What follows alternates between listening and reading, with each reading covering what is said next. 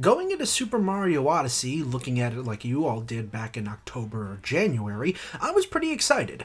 It's a brand new 3D Mario game in HD, no less. And then E3 rolled around and... what? Why is he a dinosaur? Oh, okay, this is cool. But the more gameplay I saw, the more I questioned it. The more I analyzed it, and the more I realized that this game really wasn't for me. I mean, yeah, it's great, but it's missing something for me. This is on a personal level, and I'm not saying that the game's bad in any way. I just want to say the things I know most people probably won't dare say. When I think of 3D Mario, I think hub world, missions, isolated worlds that change depending on the mission you choose. Bomb on Battlefield in 64. 1 minute you fight the king on top of the mountain. The next minute, you're racing Koopa the Quick. Sometimes you can even get a star for a mission you're not supposed to get until you've completed 4 other missions. People love talking about their experiences. Which stars did they find? Which stars did you go to first? I didn't even know about that secret. Fun, fancy, free. Rico Harbor, Sunshine. 1 minute you gotta put a cork in this squid bitch, and then the next minute, ooh, it's still a little messy, but who cares? Surf's up, give me a shine. The levels aren't levels, they're episodes. These isolated places are growing and evolving. Something you do in one episode will absolutely affect the next. It's not possible to skip collectibles. You can't go into the Serena Beach Hotel before you defeat... Sunshine is more linear than people think, especially for a 3D Mario game.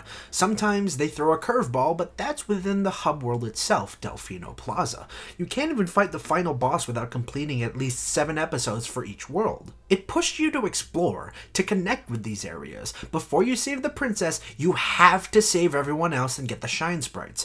The worlds got bigger, even more detailed, and more chaotic, so instead of just giving you an episode title, they give you a little peek of what the heck you're supposed to do.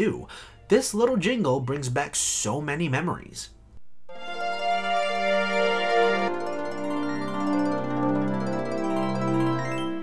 Some of you out there are saying the game tells you what to do, and that's bad.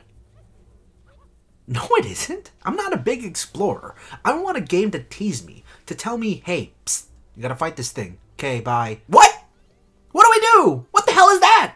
I want to see this for myself. This was a mistake, this was a mistake, this was a mistake. In 64, it didn't really feel like a grand adventure or anything. It was just, oh, hey, there's a thing, find it, you found it, beat it up, thanks. There wasn't really much hoopla over it. Meanwhile, Sunshine builds it up all like, what is that? What is that? Ah! It was a mesh of simple yet complex gameplay and cohesive, cool story that really couldn't be rivaled. Even to this day, oh wait. Galaxy's the best game ever, but you already knew that! Galaxy's sort of a mix between the two, 64 and Sunshine. You're allowed to trail off and explore, but it's not as expansive as 64's exploration, and they coupled it with Sunshine's episode feel and linear levels. I understand if it turned some people off that these weren't massive worlds and instead Sunshine's mission-based gameplay, but I don't think they were turned off for long because everything else in the game was so polished and clever, #no bias. You still feel very motivated to collect stars, whether it's motivation in the galaxies or within the hub world itself. It's 64's simple save the princess mentality with Sunshine's rebuild this monument emotion. Now where in the world does Odyssey fit into all of this? Well, so far, it doesn't. It doesn't seem to be a 64 or a Sunshine or especially a Galaxy.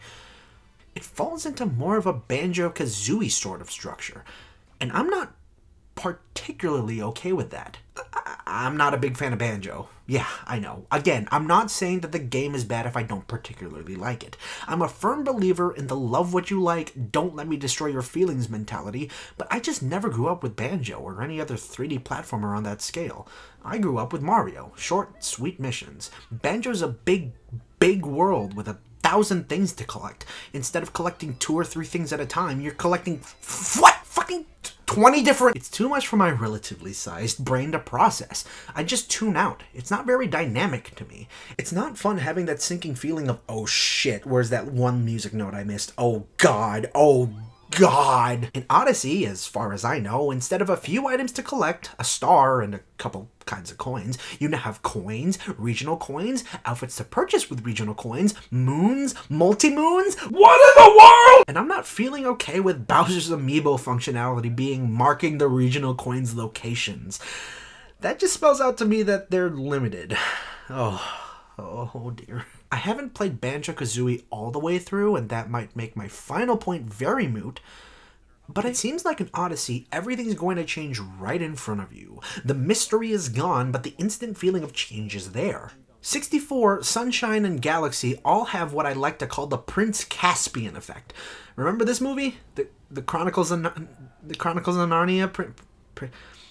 I think I lost you. It's the second Narnia movie in the years past since the kids have visited, but they go back and it turned out that in Narnia, 1,300 years have passed! And so, the kids all have one question on their minds.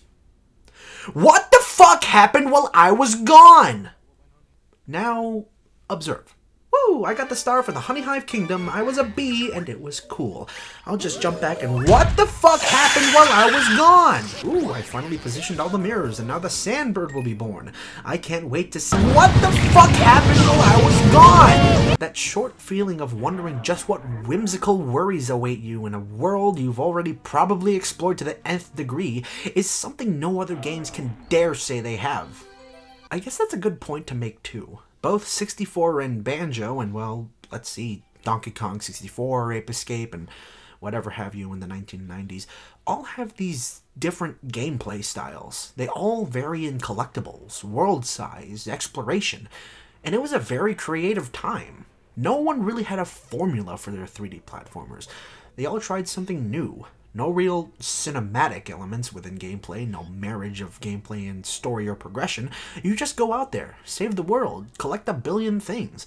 And I guess it's the type of game that people really want nowadays. Ukulele, Hat in Time, and now Odyssey. These games with big, beautiful worlds to explore, with the only sense of progression being a counter on your screen that grows with time. Maybe I'll be deathly wrong, and I'll adore Odyssey more than Galaxy. Maybe this quote-unquote new style of Mario will gently let me into a new-to-me world of what a 3D collectathon platformer is supposed to be. Or maybe I'll beat it once and never play it again.